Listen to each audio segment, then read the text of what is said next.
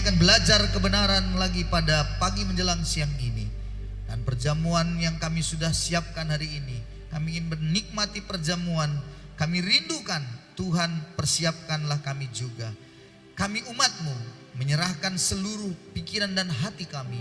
Biar Roh-Mu yang kudus menerangi kami. Terlebih pada saat ini juga kami menyerahkan Tuhan segala sesuatu pemikiran kami yang kami bawa dari rumah. Ada banyak kesulitan, kesusahan, tapi kami percaya Engkau hari ini memberi kami penguatan, melepaskan kami dari setiap belenggu, membebaskan kami. Tuhan hari ini berkarya bagi kami dalam ibadah kami ini. Dan firman yang kami dengar akan kami mengerti karena Roh Kudus memberi kami pengertian. Berkati firman-Mu dan berkati perjamuan kami sebentar kami menikmatinya. Tuhan hadir di tengah kami bersama dengan kami. Di dalam nama Yesus Tuhan kami sambut kebenaran. Haleluya. Amin. Amin. Amin. Selamat pagi, Shalom. Wow, luar biasa pada hari ini kita kembali beribadah. Saudara-saudara, kita akan melakukan perjamuan bersama, tapi sebelumnya kita akan dengar firman Tuhan. Dan saya berharap Anda siapkan Alkitab Anda, catatan Anda, oke? Halo, ready ya? Kita siap, ini banyak ayat dan Anda saya berharap bisa ulangi lagi di rumah. Bagi Bapak Ibu Saudara-saudara yang rindu lagi mendengar supaya lebih lagi rema mungkin, Anda bisa melihat di Facebook saya, halaman Facebook Pendeta Octavius Bangun atau juga Gereja Kristen Baitani di situ. Anda bisa melihat di halaman Facebook itu semuanya kebenaran ataupun ibadah-ibadah kita yang kita lakukan setiap minggunya. Saya berupaya sebaik mungkin, secepat mungkin mengupload semuanya, rekaman-rekaman khotbah kita setiap minggunya. Kadangkala ada juga renungan-renungan gembala yang sederhana yang saya sampaikan. Bapak Ibu bisa melihat di sana. Dan juga bisa dilihat di YouTube. YouTube-nya juga nama saya juga. Dan Anda bisa tentunya like-nya dan subscribe-nya ya. Subscribe dan mungkin bisa Anda klik loncengnya supaya bisa ikut terus di dalam kebenaran-kebenaran selanjutnya yang Bapak Ibu bisa dapatkan. Hari ini kita akan bersama-sama menikmati perjamuan. Dan dalam minggu-minggu ini, minggu-minggu yang lalu, mohon maaf saudaraku, di bulan 5 kita belajar tentang Injil. Saya ulangi lagi supaya kita belajar lagi, supaya semakin rema. Dan saat ini saya mau khususkan tentang kuasa darah Yesus. Roma 1 ayat 16 sampai 17. Pada minggu yang lalu kita sudah belajar bagaimana kita berhutang karena pemberitaan Injil. Berhutang karena Injil itu. Roma 1 ayat 16-17 disebutkan. Sebab aku mempunyai keyakinan yang kokoh dalam Injil. Garis bawahi keyakinan yang kokoh dalam Injil. Keyakinan itu. Ingat, bukan pengertian saja, bukan pengetahuan saja, bukan sesuatu yang Anda tahu, tapi keyakinan yang kokoh dalam Injil. Jadi kokoh itu tidak tergoyahkan. Karena Injil adalah kekuatan Allah yang sanggup menyelamatkan setiap orang yang percaya. Menyelamatkan yang percaya. Pertama-tama Yahudi, orang Yahudi tapi juga orang Yunani. Sebab di dalamnya nyata kebenaran Allah yang bertolak dari iman dan memimpin kepada iman. Seperti ada tertulis, orang benar akan hidup oleh iman. Kemarin pada ibadah anak muda saya sudah sampaikan ayat ini untuk mempersiapkan diri mereka di masa depan. Nah, hari ini kita mau melihat keyakinan yang kokoh dalam Injil. Apakah Anda punya keyakinan yang kokoh? Kalau Anda punya masalah, Anda lari ke dukun, Anda mengandalkan manusia, berarti sebenarnya belum kokoh Injil itu. Yang Anda tahu cuman tahu saja, mengerti, tapi tidak yakin. Harus sampai pada taraf yakinnya itu kokoh. Amin saudaraku. Nah, apa itu Injil? Injil, kabar baik, good news yang harus diberitakan. Markus 1 ayat 1 berkata, inilah permulaan Injil tentang Yesus Kristus anak Allah. Jadi permulaan Injil tentang Yesus Kristus anak. Jadi isinya adalah Yesus Kristus anak Allah. Itu isinya. Jadi kalau diberitakan Injil berarti isinya adalah tentang Yesus Kristus anak Allah itu. Dia adalah Allah yang turun ke dunia menjadi manusia dan dia menyerahkan nyawanya untuk kita. Bagaimana kematiannya dan kemudian kebangkitannya itu kita peringati dalam hidup kita. Di dalam dunia kekristenan, khusus untuk Kristen Protestan,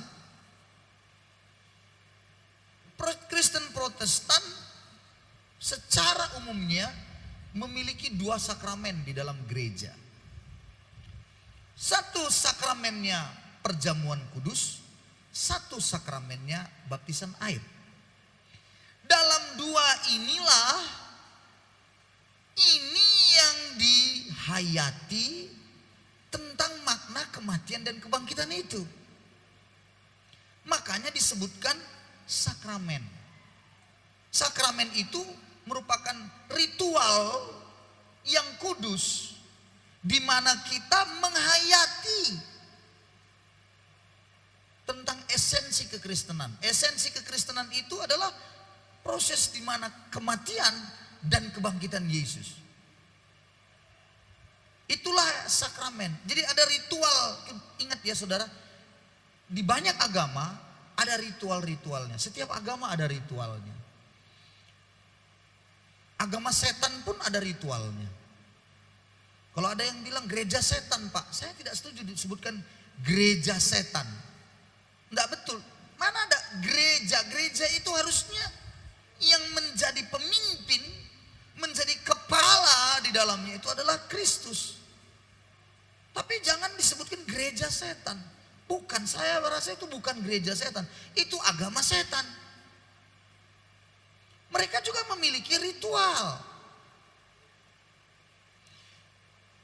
Kalau kita mau belajar, saudara-saudaraku, esensi kekristenan dengan menghayatinya itu, menghayati karya kematian dan kebangkitan, itu kita bisa lihat di dalam 2 sakramen ini. Kalau perjamuan kudus, itu sakramennya adalah menghayati bagaimana Kristus menyerahkan nyawanya mati untuk kita. Dia mengorbankan nyawanya, darahnya tercurah untuk kita. Baptisan air itu berbicara kematian dan kebangkitan Kristus kita alami dalam diri kita. Apa itu? Waktu Anda dibaptis, Anda masuk ke dalam air, kemudian ketika Anda dicelupkan, itu kematian Kristus. Dan kemudian ketika diangkat, itu berarti kebangkitan Kristus. Kita alami. Bagi yang belum mengikuti kelas pengajaran dasar kekristenan 1, saya berharap Anda berikan diri Anda untuk mengikuti. Minggu depan akan dimulai. Karena di situ akan diterangkan dengan detail. Jadi saudara-saudaraku, kita perlu melakukan sakramen itu di mana di dalamnya ada terkandung kuasa yang luar biasa. Kalau Anda menghayatinya dengan benar. Ingat itu. Ini perjamuan yang kita akan nikmati bersama. Rotinya itu dibeli di Medan. Anggurnya itu nggak tahu ini beli entah di mana, nggak tahu lah saya. Pokoknya anggur dia. Nah, di pasar mana dibelinya saya kurang tahu lah. Yang penting anggur dia rasanya. Apanya yang menjadikan kuasa? Bukan rotinya itu dimakan itu. Bukan anggur Anda minumin pun banyak sekali. Bukan di situnya. Tapi penghayatan Anda akan karya salib itu. Ketika Anda menghayatinya dengan benar. Dalam Anda memperingati kematiannya itu. Karena Yesus bilang, perbuatlah ini menjadi peringatan akan daku. Waktu Anda menghayatinya itu, di situ Anda sadari betul-betul bahwa karya salibnya itu benar-benar memberikan Anda pembebasan. Benar-benar Anda nikmati dan Anda syukuri, Anda yakini dalam hidup saudara. Disitulah yang sering kali terjadi. Yang sakit disembuhkan, yang lemah dikuatkan, yang berbeban berat Tuhan angkat bebannya. Nah, saudara-saudara dan saya harus tahu ini. Jadi kalau seorang tokoh gereja zaman dulu bernama Agustinus dari Hippo, dia berkata sakramen adalah tanda luar yang terlihat dari kasih karunia yang tidak terlihat di dalam yang ditetapkan oleh Kristus. Jadi ditetapkan oleh Kristus, kan Tuhan bilang perbuatlah ini menjadi peringatan, ditetapkan oleh Kristus. Tanda luar ada yang terlihat, roti dan anggur itu. Yang tidak terlihat dari yang tidak terlihat. Jadi Anda dan saya harus sadar, benar-benar harus mengimani betul.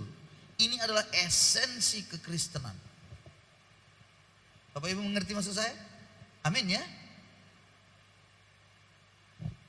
Kalau kita membaca dalam perjanjian lama secara menyeluruh, saudara-saudaraku, hampir seluruh kitab perjanjian lama itu selalu mengandung tanda atau ada tanda darah untuk pengampunan, pembebasan, pengudusan. Tidak ada pengampunan tanpa darah. Tidak ada pengudusan tanpa darah. Perjanjian lama itu menuliskan begitu banyak. Saya ambil contoh-contoh sederhana untuk kita sadari. Pada waktu manusia dulu jatuh ke dalam dosa, pada kitab Kejadian pasal yang ketiga, mari kita lihat pelan-pelan. Manusia mencoba menutupi ketelanjangannya dengan cara menyemat daun pohon ara, menjadikannya cawat. Jadi cawat itu jadi menutupi, bagaimana? Menutupi ketelanjangannya. Kejadian 3 ayat 7 bilang itu. Kenapa mereka ingin menutupi ketelanjangannya? Bukankah sebelumnya pun mereka sebenarnya telanjang? Jawabannya, karena sebelum mereka jatuh ke dalam dosa, melanggar perintah Allah dengan memakan buah terlarang itu, buah pengetahuan baik dan jahat yang harusnya tidak boleh dimakan tapi mereka makan, akibatnya mereka kehilangan kemuliaan Allah. Sebelumnya mereka dipenuhi dengan kemuliaan Allah. Jadi tidak terlihat ketelanjangannya. Tapi begitu jatuh ke dalam dosa, ketelanjangan itu hilang. Itu sebabnya dosa adalah kehilangan kemuliaan Allah. Dalam kitab Roma berkata, kehilangan kemuliaan Allah. Jadi kehilangan kemuliaan Allah, hilang itu baru mereka lihat pasangannya, sesamanya. Kau punya begini. Jadi ditutuplah dosa itu, ketelanjangan itu, dengan menyemat daun pohon ara. Pertanyaan saya, berapa lama lah itu tahan? Paling seminggu udah hebat sekali, karena daun pohon ara lama-lama lapuk kan, kering dan lapuk. Mereka buat lagi. Itu inisiatif manusia mencoba untuk menutupi ketelanjangannya dengan cara dia melakukan sesuatu. Tidak bisa, nggak mempan saudara-saudaraku. Itu sebabnya apa yang dilakukan oleh Allah pada ayat 21 pasal 3. Inilah yang dilakukan oleh Tuhan pada saat itu. Tuhan Allah membuat pakaian dari kulit binatang untuk manusia dan untuk istrinya itu, lalu mengenakannya kepada mereka. Perhatikan saya baik-baik. Kulit binatang. Kalau dibilang Tuhan membuat di situ pakaian dari kulit binatang. Berarti binatangnya harus dibunuh. Berarti binatangnya harus dipotong. Itu artinya apa? Darah harus tertumpah. Tidak ada penumpahan darah kalau untuk menutupi dosa, harus ada.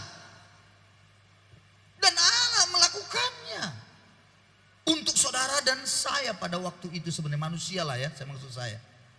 Darah harus tertumpah. Allah berinisiatif untuk menyelesaikan itu.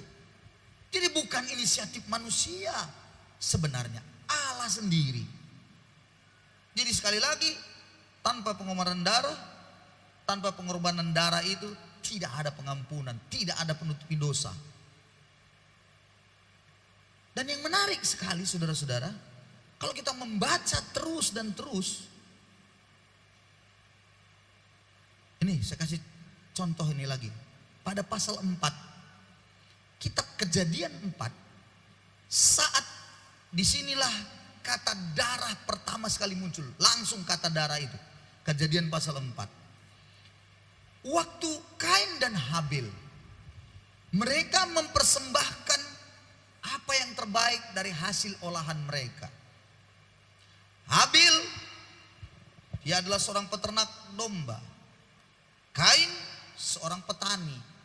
Dua-duanya datang ke hadapan Allah, mempersembahkan yang terbaik dari hasil karya atau pekerjaannya. Habil membawa domba.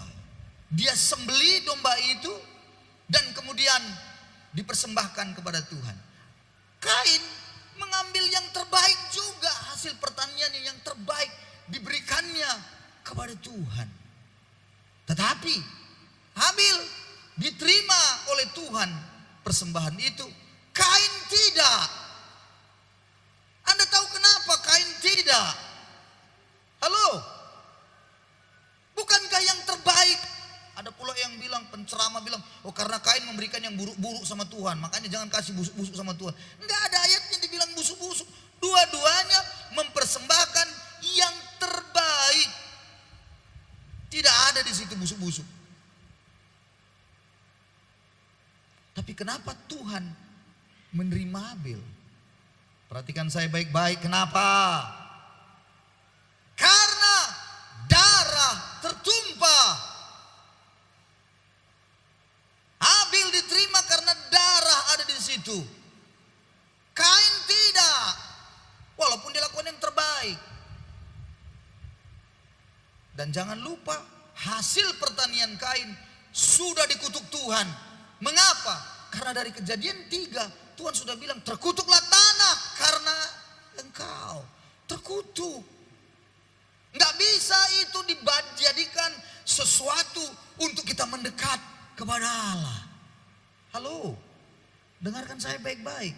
Itu berarti perbuatan baikmu, segala macam yang kau lakukan yang terbaik, tidak bisa membuat kau dekat sama Tuhan. Tidak bisa.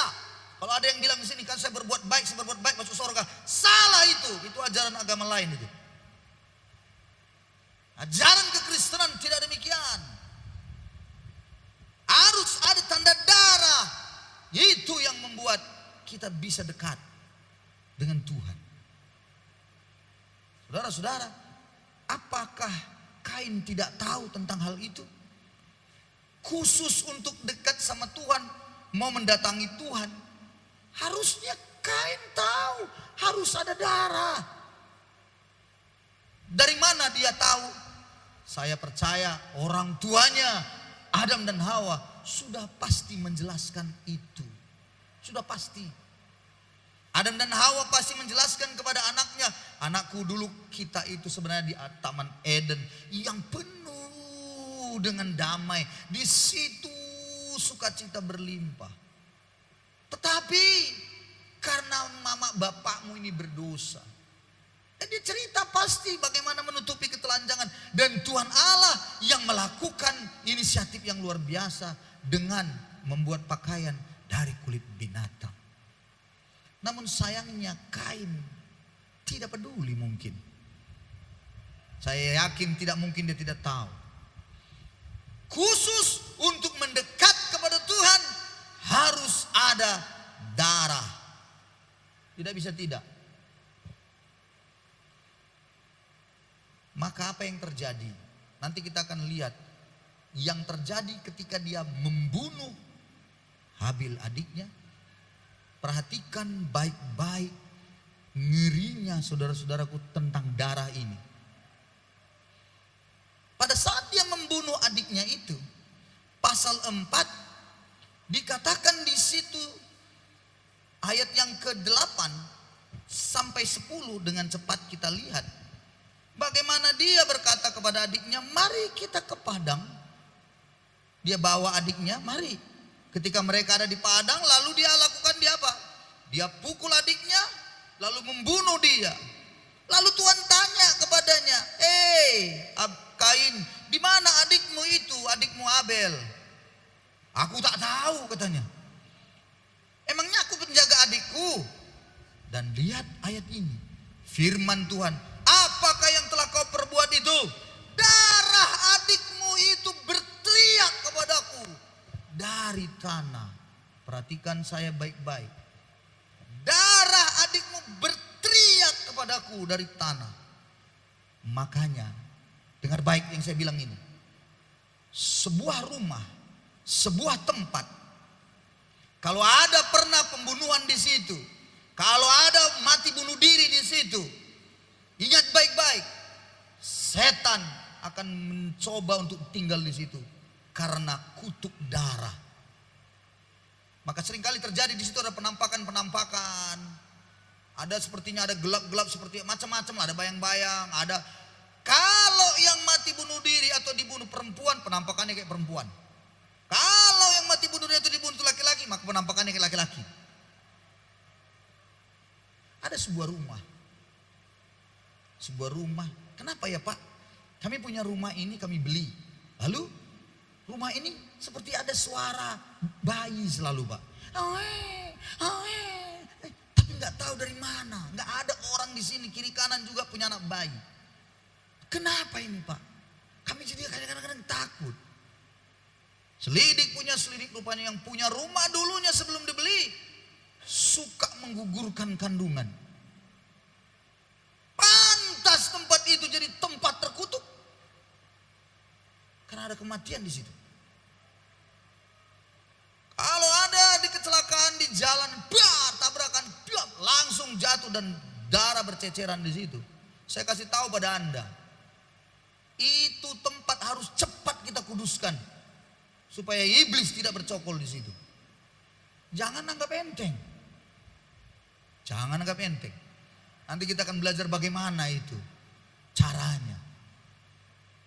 Yang pasti Anda harus sadar dulu, perjanjian lama itu banyak berbicara tentang darah. Sampai tempat terkutuk pun karena darah juga tertumpah di situ. Ada satu tempat lagi. Kenapa ya Pak? Kami suka kali mendengar orang menangis-nangis seperti suara laki-laki. Bagaimana itu tempat kami, itu dekat rumah kami. Kami kadang-kadang bingung waktu lewat di situ. Kami tidak tahu bagaimana. Selidik punya selidik, punya tanya sama orang-orang tua zaman dulu. Rupanya di daerah itu tempat di mana dulu Jepang menyiksa orang. Disiksalah orang-orang dan dibunuh di situ. Suara itu, ingat, darah berteriak. Berteriak dari tanah itu. Dan tempat itu harus segera kita kuduskan. Sekali lagi, jangan anggap enteng. Oke? Ini bicara darah nih. Yang lain, kalau kita lihat lagi yang lain. Kalau kita melihat bagaimana kitab Keluaran pasal yang ke-12. Waktu orang Israel keluar dari tanah Mesir, apa yang dilakukan? Mereka melakukan apa? Membunuh seekor domba. Darahnya harus dioleskan pada kedua tiang pintu dan ambang atas. Berarti seperti salib sebenarnya. Kedua tiang pintu dan ambang atas. Tanda darah harus ada di rumah itu. Kalau tidak ada pada pintu itu, maka setiap mereka dalam rumah itu yang sulung pasti mati. akan ada duka cita yang sangat besar dalam rumah itu. Itulah yang terjadi kalau tidak ada tanda darah itu. Itu darah anak domba.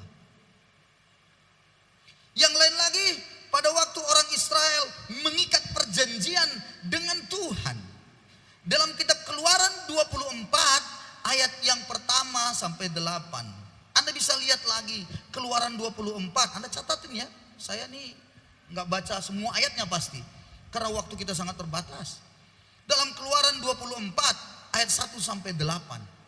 Dikatakan bagaimana mereka mengikat perjanjian dengan Tuhan dan berkata, kami mau setia melakukan apa yang Tuhan perintahkan. Mereka mengucapkannya dengan suara yang lantang.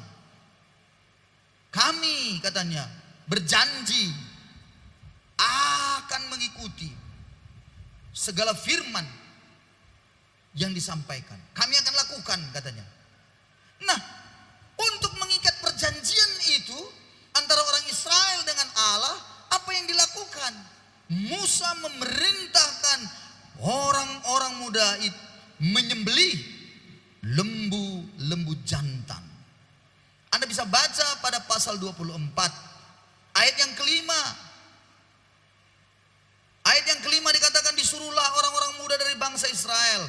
Mereka mempersembahkan korban kekayaan dan menyembelih lembu-lembu jantan sebagai korban keselamatan kepada Tuhan.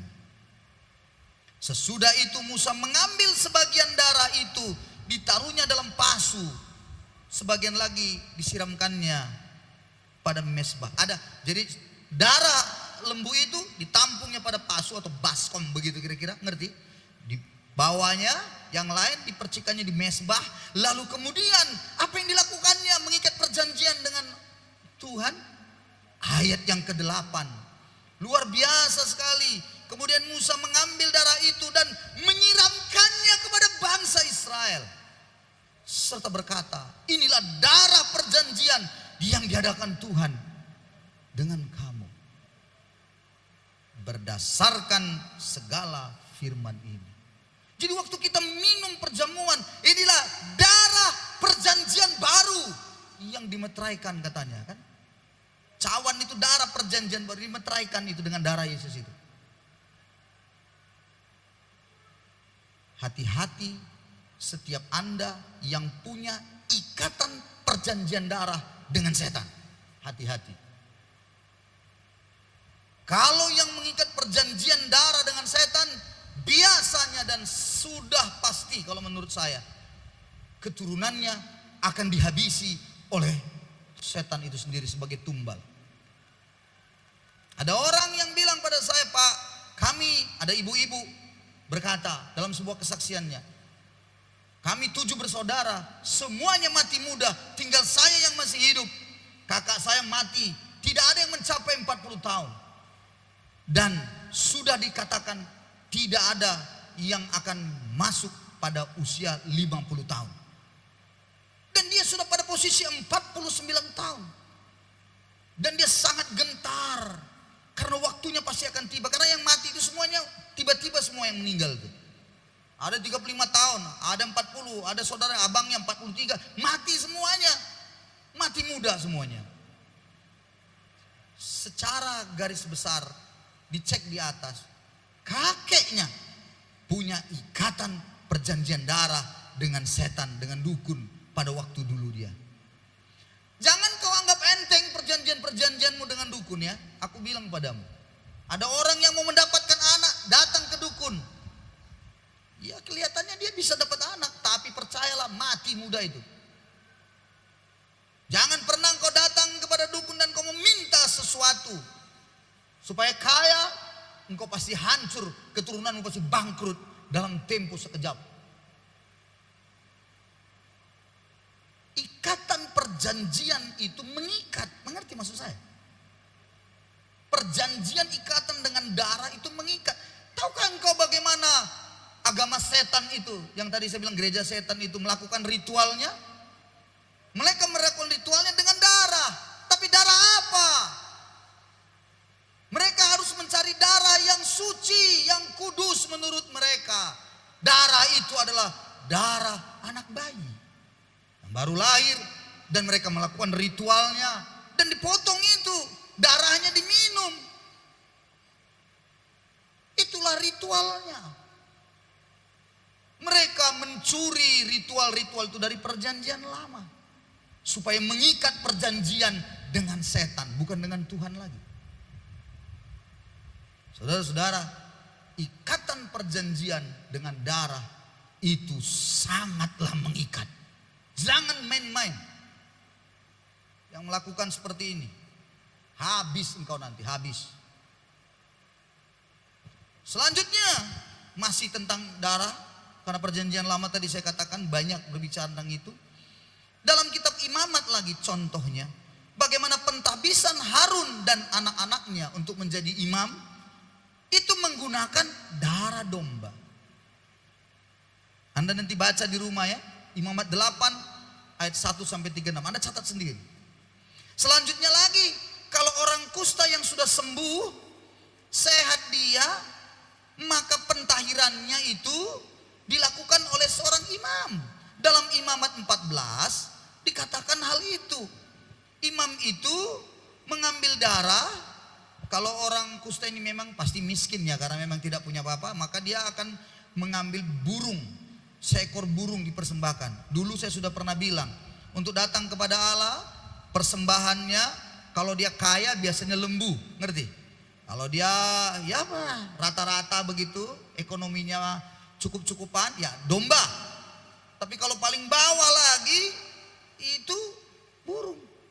Jadi orang miskin tidak boleh bilang miskin saya tidak bisa beri apa-apa sama Tuhan. Tidak ada itu ceritanya.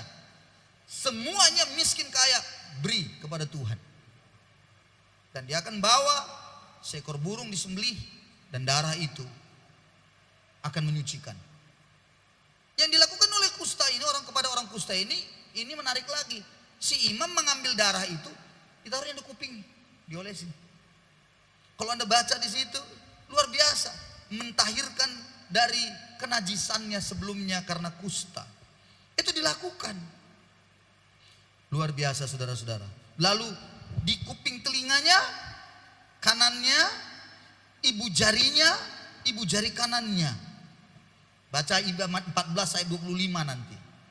Di situ dia sembelih, lalu kemudian ditaruh di situ. Saudara-saudara, sekali lagi bahwa darah itu menjadi sesuatu yang sangat penting dalam ritual, dalam acara, atau ikatan perjanjian di dalam perjanjian lama. Lalu bagaimana kita di dalam konsep perjanjian baru?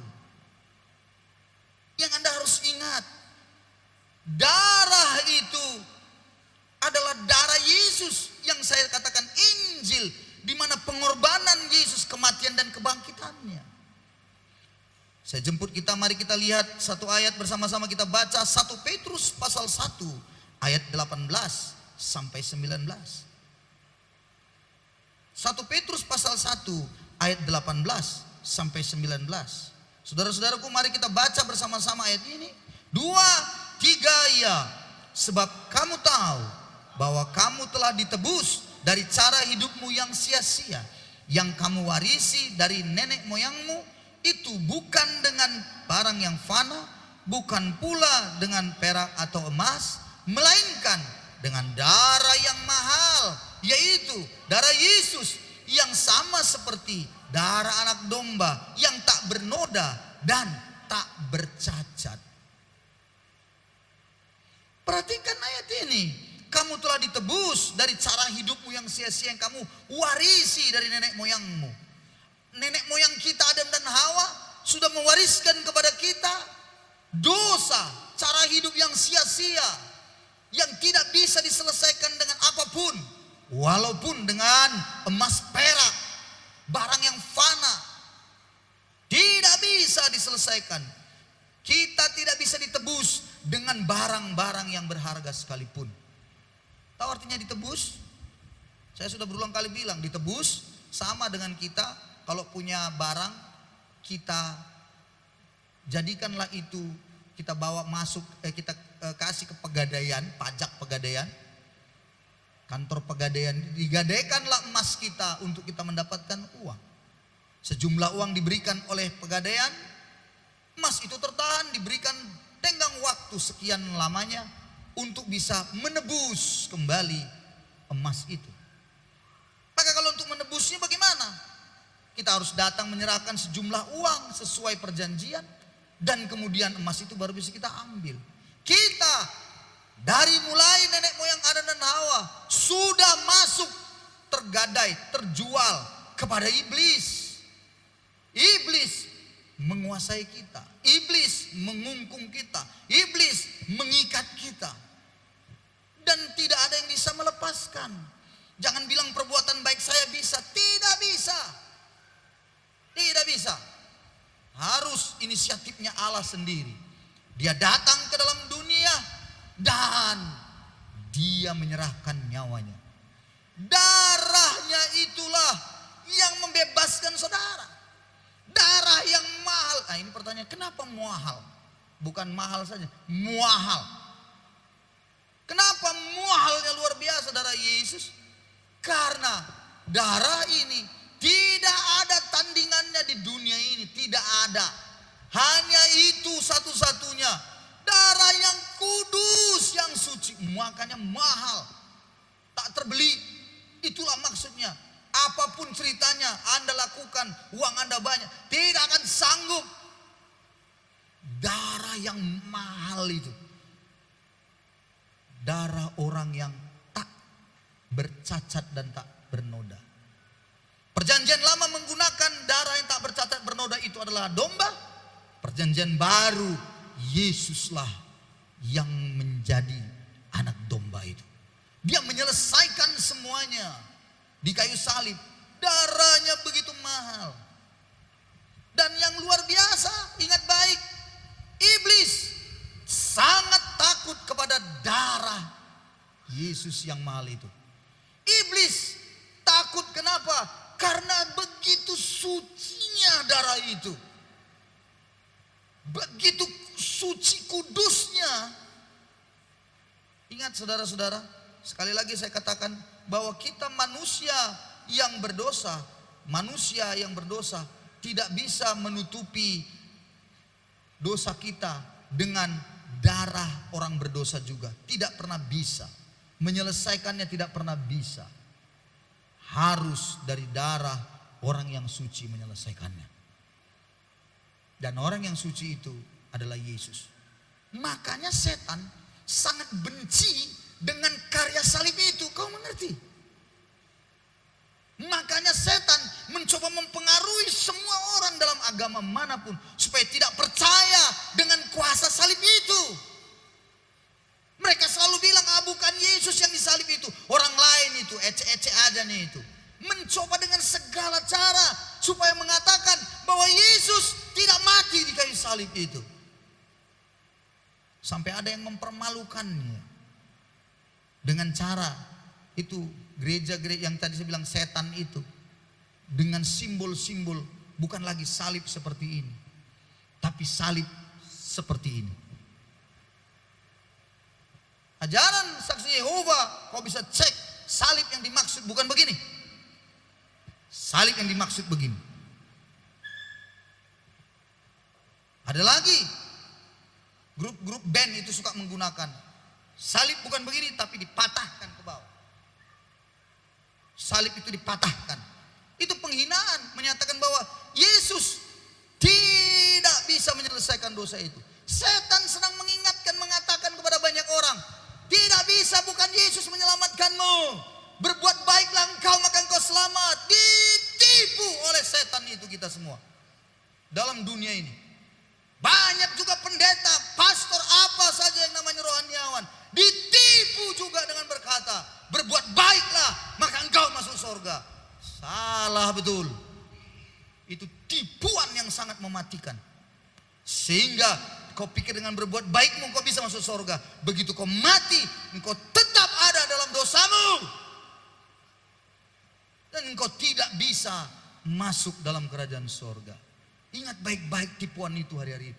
Itu sebabnya tadi saya katakan Roma 1 ayat 16-17. Engkau harus punya keyakinan yang kokoh dalam Injil. Bukan keyakinan yang kokoh dalam berbuat baik. Injil itulah yang menyelamatkanmu dan saya. Dan kuasa darah Yesus itu sangat besar harganya, mahal sekali. Jadi kalau engkau hari ini tahu bahwa darah Yesus mahal, tidak bisa kau beli dengan apapun, maka harusnya engkau dan saya menghargai karya salib itu. Jangan kau anggap enteng salib Kristus itu. Jangan kau anggap main-main saja. Jangan. Karya salibnya begitu luar biasa. Dengar kau anak muda hari ini, jangan kau anggap enteng karya salib Tuhan itu. Kau harus mulai menyerahkan dirimu kepadanya. Karena Dia yang menebus engkau. Dia yang menyelesaikan semua dosa pelanggaranmu. Dan saya, semuanya diselesaikannya penderitaan kita semua. Efesus 1 ayat 7 berkata, Efesus 1 ayat 7, sebab di dalam Dia dan oleh darahnya kita beroleh penebusan. Dalam darahnya, yaitu pengampunan dosa menurut kekayaan kasih karunia-Nya. Di dalam Dia dan oleh darahnya. Harusnya hari ini kita bersyukur sekali. Kita hari ini mengingat, lewat perjamuan ini mengingatkan kita kembali bahwa betapa mahalnya darah Yesus itu. Ada orang yang bermain-main saja dengan berpikir, sudahlah, ikut Tuhan juga asal-asalan, ibadah juga asal-asalan, gak terlalu penting. Kenapa? Karena dianggapnya murah saja darah Yesus itu. Kalau engkau bisa menghayati betapa mahalnya darah Kristus, kau tidak akan bermain-main dengan Tuhan dalam hidupmu.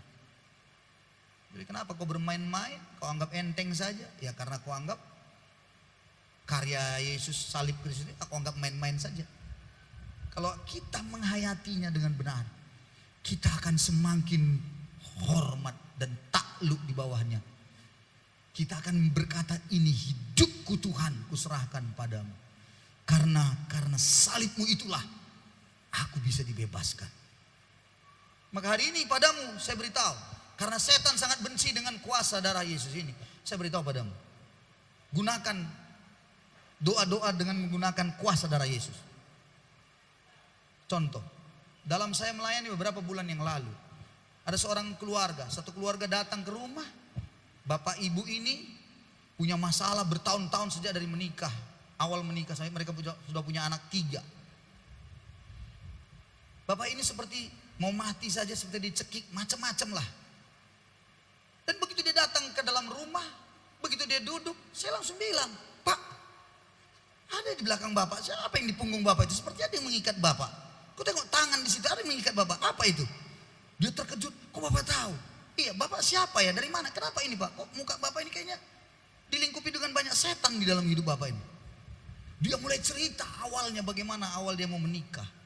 Saat awal dia mau menikah saja, baik-baik dia mempersiapkan pernikahannya. Tapi rupanya ada orang yang tidak suka dengan pernikahan itu. Ada orang tertentu di dalam keluarga besarnya yang ingin supaya dia menikah dengan seorang wanita pilihan mereka. Tapi dia tidak mau, dia menikah dengan istrinya yang sekarang karena itu yang dia cintai. Dengan segala cara ternyata dia, bahasanya bilang, disantet dari jarak jauh. Bayangkan berapa hari lagi mau menikah, terpaksa ditunda pernikahan itu. Bayangin saudara, semua udah disiapkan. Kenapa? Karena dia kesurupan tiba-tiba. Dagang dipegang berapa orang gak sanggup. Sampai akhirnya kemudian gak tahu bagaimana caranya, mereka tidak ceritakan lagi. Beberapa waktu kemudian menikahlah, tapi dalam posisi sebenarnya belum sehat mentalnya. Sampai kemudian ini bapak PNS, bukan tidak bekerja. Dia pegawai negeri. Tapi kemudian setiap dia ke kantor seperti stres, seperti pusing, macam-macam. Yang paling membuat saya marah, mereka bilang sama saya bilang, Bapak ke dukun saja gini ya, ini gini. Ternyata apa dia bilangnya? Pak, saya ke dukun itu karena disuruh pendeta. Kurang ajar itu pendeta, mana itu? Loh, dari mana Bapak tahu? Iya, karena pendeta itu yang bilang saya ke dukun Pak, makanya saya ke dukun. Aduh, aku bilang. Dia bilang, siapa pendeta itu? Dia sebutkan namanya. Aduh, aku bilang, kenal pula pendeta itu. Wah, gawat lah ini pikirku. Pendeta kok nyuruh ke dukun. Katanya, Pak, kuat kali setan dalam diri saya ini Pak. Kalau apa udahlah gak sanggup dia, katanya, pergi ke dukun aja lah kalian, katanya. Cilaka 12. Maka di situ saya bilang, wah gawat ini pendeta udah begini. Saya mau katakan.